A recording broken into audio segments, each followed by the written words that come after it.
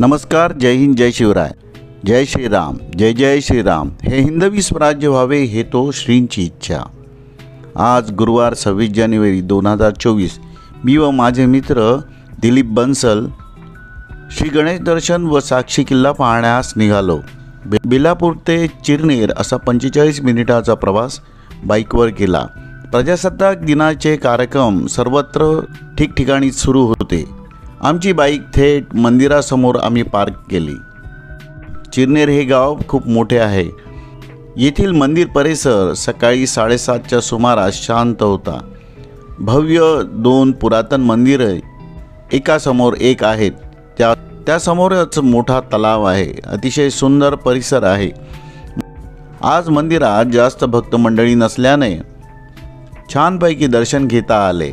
तसेच शेजारीच असलेल्या महादेवाच्या मंदिरात देखील आमचे छान दर्शन झाले। हुतात्म्यांना आदरांजली वाहिली। या मंदिरांविषयी माहिती आपण थोडक्यात जी उपलब्ध आहे ती पाहून घेऊ। रायगड जिल्ह्यातील उरण तालुका चिरनेर हे बहुतांश आगरी समाजाची वस्ती असलेले गाव पनवेलपासून एक 22 किलोमीटर तर उरण शहरापासून 16 किलोमीटर अंतरावर आहे। निसर्गाच्या सानिध्यात वसलेले निसर्गरम्य गाव।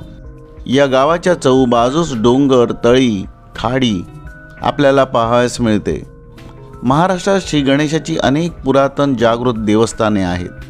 त्यापैकी चिरनेर येथील महागणपती हे एक स्थान आहे। गाव मोठे असून अनेक छोट्या छोट्या आळ्या या ठिकाणी आहेत। हे मंदिर ऐतिहासिक असून या देवळाने इतिहास जोपासला आहे। यादव राजवटीच्या काळात महाराष्ट्रावर परकीय आक्रमणे झाली। यादवांचे राज्य अल्लाउद्दीनने 1294 मध्ये आपल्या अधिपत्याखाली आणले। सुलतानशाही आणि पोर्तुगीजांच्या आक्रमणाने गणपतीच्या मूर्ती तळ्यात किंवा विहिरीत आणि जमिनीत लपविल्या गेल्या। अशाच मार्गाने चिरनेरचा गणपती तळ्यात लपविण्यात आला होता अशी नोंद आहे।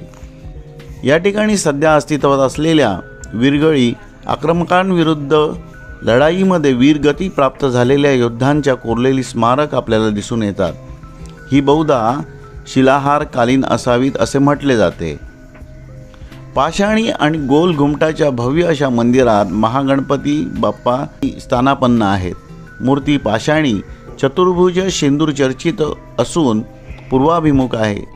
अंदाजे 6 फूट उंच व 3.5 फूट रुंद अशी भव्य मूर्ती पद्मासनात बसलेली आहे। गणरायाच्या हातात खड्ग आणि पाश देखील आहे। हे मंदिर फार पुरातन आहे।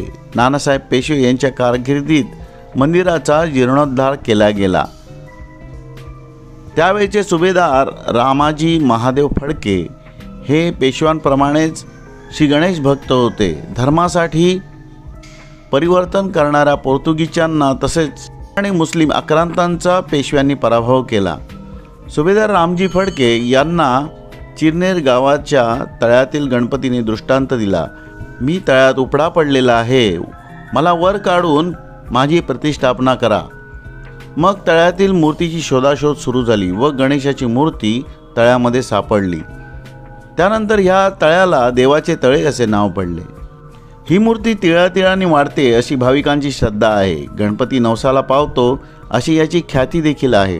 पूर्ण उरण, पनवेल, पेण परिसरातील भक्त या ठिकाणी देवदर्शनासाठी येत असतात। पूर्वी चिरनेर गावातील लोक न्यायनिवाडा करण्यासाठी गणपतीचा कौल लावत असत। माघी गणेशोत्सव व संकष्टी चतुर्थीला श्री गणेशाला सजविण्यात येते। त्याचप्रमाणे मूर्तीला चांदीचा मुकुट देखील चढविला जातो। महागणपतीने स्वातंत्र्य लढ्यात सहभाग घेऊन त्याचे चटके सोसलेले आहेत। त्यामुळे चिरनेरच्या महागणपतीची गणना भारताच्या ऐतिहासिक मंदिरांमध्ये होते। इंग्रज राजवटीच्या काळामध्ये चिरनेर गावामध्ये जवळपास मोठे जंगल होते। हे जंगल अजूनही देखील आहे। त्या काळात चिरनेर गावातील बरेचसे लोक व्यवसाय त्यांच्या पोट भरण्यासाठी जंगलावर अवलंबून होते। जंगलातील मध, सुकी लाकडे, फळे, रानभाज्या तसेच शिकार विकून स्थानिक आपला गुजारा करीत असत। पण इंग्रजांनी देशात जंगलावर स्थानिकांची बंदी घातली। त्यामुळे येथील स्थानिकांचा पोटापाण्याचा प्रश्न उद्भवू लागला। देशभरातील जंगलांवर अवलंबून असलेल्या सर्व कुटुंबांवर हीच परिस्थिती ओढावली। त्या अनुषंगाने 1930 साली देशभर जंगल सत्याग्रह पुकारला गेला। या जंगल सत्याग्रहाला उरण चिरनेर या भागातील आगरी समाजाने मोठा पाठिंबा दिला। अहिंसेच्या मार्गाने जाणाऱ्या सत्याग्रहाचे रूप हे हिंसेमध्ये बदलले। दिनांक 25 सप्टेंबर 1930 रोजी चिरनेरच्या अक्कादेवीच्या रानावर ब्रिटिशांच्या हुकमावरून स्थानिक लोकांवर पोलिसांनी गोळीबार केला। या गोळीबारात काही स्थानिक हुतात्मा झाले। मग ह्या झालेल्या गोळीबाराची तपासणी करण्यादरम्यान चिरनेर गावातील रहिवासी आरोपी म्हणून पकडले गेले। गावात पोलीस चौकी नव्हती, म्हणून चिरनेरच्या महागणपतीच्या देवळामध्ये आरोपींना कोंडण्यात आले व देवळाच्या दगडी खांबांना त्यांना करकचून बांधले गेले। पण गणपतीचा आशीर्वाद पाठीशी असल्याने कोणीही देशभक्त माफीचा साक्षीदार म्हणून झाला नाही। या सामान्य माणसांनी स्वातंत्र्य लढ्यामध्ये इतिहास घडविला। उरण चिरनेरच्या गणपतीच्या देवळासमोर ह्या हुतात्मा झालेल्या स्वातंत्र्यवीरांचे हुतात्मा स्मारक बांधलेले आहे। चिरनेर गावच्या बाळाराम रामजी ठाकूर ह्या तरुणाच्या रक्तात देशभक्ती भिनत होती। पोलिसांचा सूड उगवण्यासाठी देवळाजवळ आला तेव्हा पोलीस खात्यातील एका पोलिसाने बाळाराम ठाकूर यांच्या दिशेने नेम धरला, पण पोलिसांचा नेम चुकला। गोळी सभामंडपाच्या गजाला लागली। बाळाराम ठाकूर यांच्या हाताला जखम झाली। नंतर त्यांच्यावर उपचार करण्यात आले। ग्रामस्थांनी ही निशाणी त्या गजाला वेगळा रंग देऊन आता शाबूत ठेवलेली आहे। समस्त हिंदूंनी चिरनेर महागणपती जरूर दर्शन घ्यावे। या मंदिराजवळच पुरातन शिव मंदिर तळ्यालगत आहे। या मंदिराची बांधणी देखील गणपतीच्या मंदिरासारखीच आहे। मंदिरांच्या भिंती दगडी बांधकामाच्या आहेत। समोरच भिंतीवर पुरातन मूर्ती आपल्याला पाहावयास मिळतील। येथेच बाजूला हुतात्मा स्मारक देखील आहे। अशाच प्रकारचे एक शिव मंदिर पनवेल येथील रसायनी येथील गुलसुंडे या गावात नदीच्या किनारी आपल्याला पाहावयास मिळते।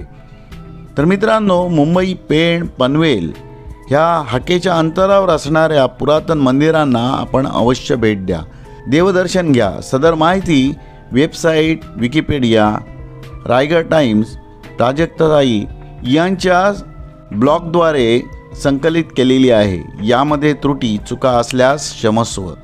आपली हिंदू देवालये, पुरातन वास्तू, गड किल्ले आपण सर्वांना माहीत असावी ह्यासाठी हा व्हिडिओ बनवलेला आहे। या ऐतिहासिक ठिकाणी केरकचरा करू नये। या पुण्यस्थानांच्या रक्षणाची जबाबदारी आपण सर्वांवर आहे। येथील स्थानांची विटंबना तसेच अवहेलना होणार नाही याची आपण दक्षता घेऊया। गणपती बाप्पा मोरया। जय हिंद, जय शिवराय, हर हर महादेव, जय भवानी, जय शिवाजी।